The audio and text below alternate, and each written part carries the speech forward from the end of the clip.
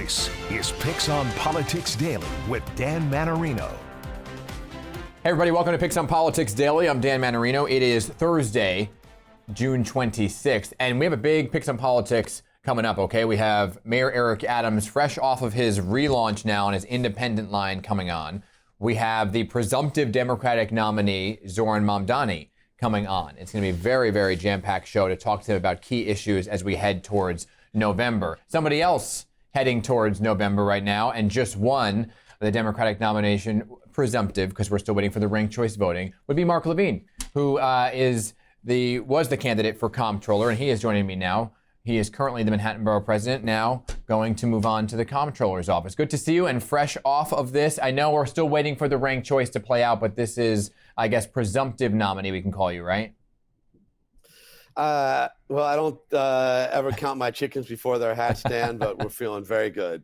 Yeah, Thank you so much for having me on this and I morning. know that your opponent, Justin Brandon, conceded, called you. You guys had a conversation, so congratulations to you. Let's talk about it, right? Because what this meant for you in the moment and how you kind of saw this play out during the campaign. Well, I'm just so grateful that 425,000 plus New Yorkers came out to vote for me, and really gratified by the diversity of our coalition. We won in neighborhoods as diverse as Harlem, East New York, Flushing, Staten Island, and Riverdale, reflective of this coalition that we built in the campaign. It was incredibly diverse, touching every neighborhood, built on issues about how do we tackle the affordability crisis, the urgency of building more housing, about our broken mental health system, about the need for Democrats to restore faith in government, to take on Trump. And our message resonated, and I'm just so gratified with the results. You know, it's interesting. We had the debate here on PIX 11, and I will say it was rather civil between the two of you. And you agreed on a lot of the positions, right? So you had two highly qualified folks here. What was the conversation, if you can take us inside, for that moment when you and Justin spoke after you won? It was just a very short congratulations, nothing more. I think we were probably both quite tired at the time, but look, we both ran spirited campaigns, and I'm incredibly proud of our team and of the result. And I'm going to work hard through November, and if all goes according to plan, this will be incredibly honored to take office in January. Yeah, I know you have to eye your way towards the general right now, but what do you see if you win in November, right? How do you chart your own path in the Comptroller's office? Do you want to continue a lot of what the current Comptroller, Brad Lander, is doing? Have you spoken to him about a transition? Yes, we spoke yesterday, and we talked a lot about this incredibly important office. And I know it means a great deal to Comptroller Lander, and I know he's going to be an incredible asset in the transition. And we're planning to meet soon on that, and I want to build on his successes in the office, but also I have my own priorities for the coming term. Affordable housing is going to be my top priority, as it has been during my time as Borough President, and there's many ways we can use this office to advance that goal and more. This is a very important office at any time. I think now more than ever, with the threats from Trump and the challenges to our economy, and the need for accountability.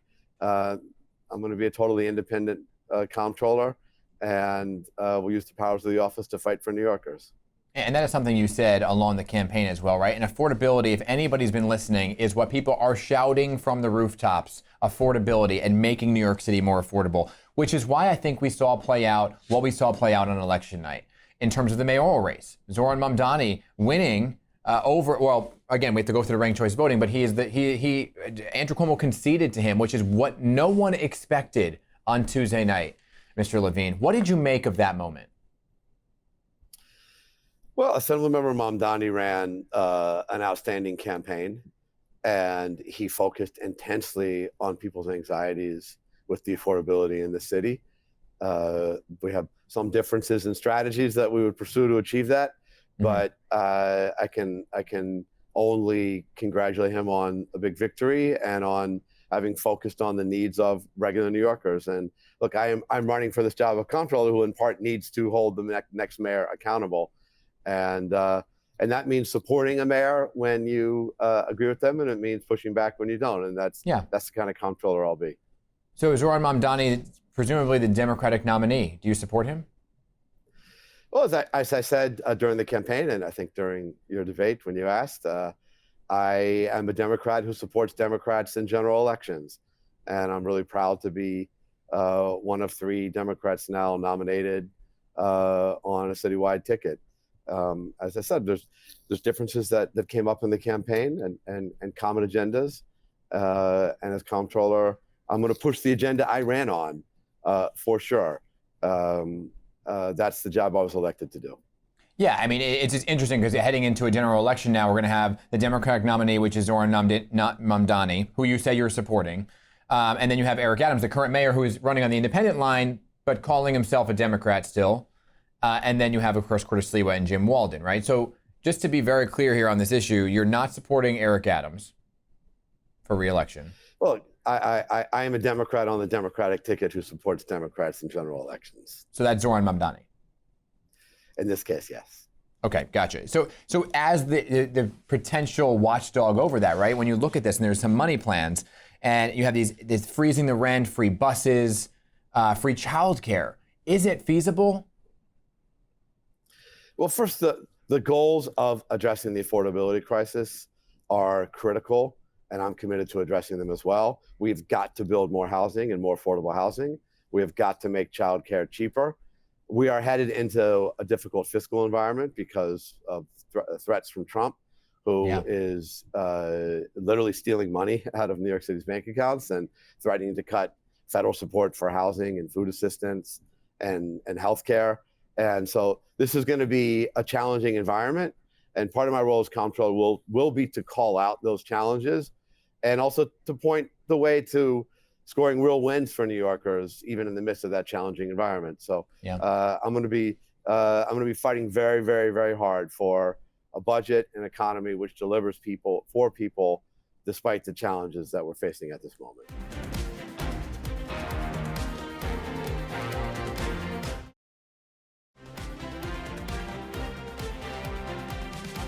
I'm curious about the relationship you're going to have with DC, right? Because there has been this clawback of money from the federal government right now, and with the folks who want to stand up to Trump, with that comes consequences in terms of withholding federal dollars, right? So how do you kind of balance that as a potential comptroller? Well, the idea is not to gratuitously attack DC at all times. Yeah. The idea is to stand up for the interest of the city, to stand up for the people of the city, to push back if immigrant families are being torn apart, to push back if LGBTQ New Yorkers are being targeted, and for the comptroller to defend our economy and our budget. And Trump is wildly mismanaging the economy, is impacting tourism and costs here in New York. And he's also got a direct aiming at our budget. And so I will fight back, and potentially directly. I think the comptroller should have the power to sue directly. And there's indirect powers as well because of our pension fund, where we own stock in every company in America, and we can stand up and flex that muscle, shareholders, and say to CEOs, don't give in to the MAGA agenda of abandoning diversity and climate goals and support for worker safety. So the comptroller's office has a real role in protecting the city and our interest, and I plan to exercise those powers for sure. Yeah, and I'm curious your thoughts about the Democratic Party as a whole right now, right? Especially with what played out on Tuesday night. Do you see a shift or a change in what the Democratic Party wants to be or should be moving forward? Look, I think going back to November, we saw an electorate in New York City that desperately wants solutions to the problems that they're facing, that is feeling squeezed out because of the cost of living here, is feeling dissatisfied with public safety, and felt that Democrats in power have not delivered results on that. And it cost us in November. And I think the Democrats who won this week in New York spoke directly to those challenges and put forward solutions to address them. And this is what animated my campaign. And I'm really proud if you look at the neighborhoods that we won in, and they are incredibly diverse. Let me ask you this, Mr. Levine, because during the debate, you said that this was your dream job.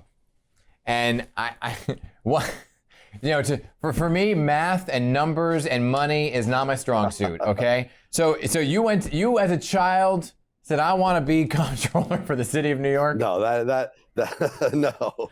As a child, I think I wanted to be a scientist. And I studied physics in college. So not scared of numbers, man.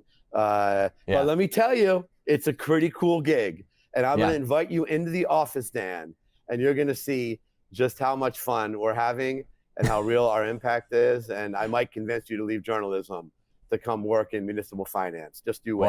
Wow. You know what? I'm going to take you up on that, okay? I would like to, post-November, come for a day in the life, okay? Deal. You got it. All right, good. Good to see you, Mr. Levine. Appreciate you always making the time and having the great conversation. Good to see you. All right, all the best. All right, everybody. So thank you to Mr. Levine for that. And we are going to have Jumaane Williams on soon as well. He has easily won re-election against Assemblywoman Jennifer Rajkumar. But again, just to reiterate what we're doing on PIX on Politics, we had a really big show Friday night and Sunday morning with Mayor Eric Adams, now running on an independent line after relaunching his campaign as an independent. He's coming on really as a candidate. And then also Zoran Mani. So it's going to be a big show for that. Tune into that Friday night, 6:30 p.m. We'll see you then.